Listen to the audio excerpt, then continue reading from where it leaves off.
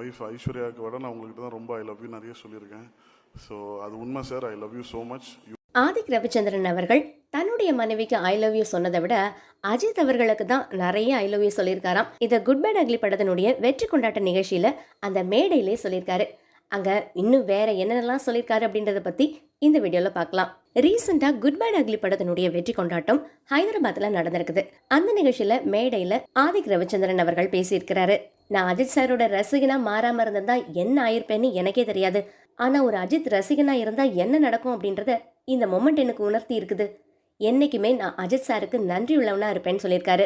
அது மட்டும் இல்லைங்க, தன்னுடைய மனைவி கிட்ட சொன்னதை விட அஜித் சார் கிட்ட தான் அதிகமான ஐ லவ் யூ சொல்லியிருக்கிறாராம். அதுக்காக அவருடைய மனைவியான ஐஸ்வர்யா கிட்டையும் மன்னிப்பு கேட்டிருக்கிறாரு.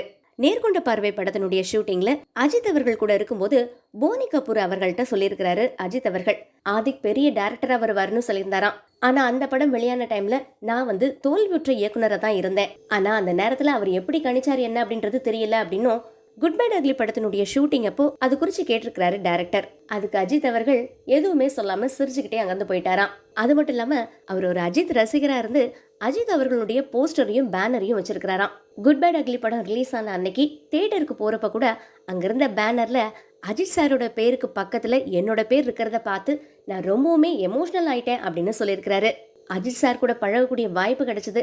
அந்த வாய்ப்பை என் வாழ்க்கையில நான் என்னைக்குமே மறக்க மாட்டேன். நான் ஒரு தோல்வி இயக்குனரா இருந்த அந்த டைம்ல தான் எனக்கும் ஒரு படம் கொடுக்குறேன் அப்படின்னு அஜித் அவர்கள் சொன்னாரு. அப்படின்னா அவர் என்னை எந்த இடத்துல வச்சு பார்த்திருப்பாருன்னு எனக்கு தெரியல. ஆனா படம் ரிலீஸ் ஆனதுக்கு அப்புறம்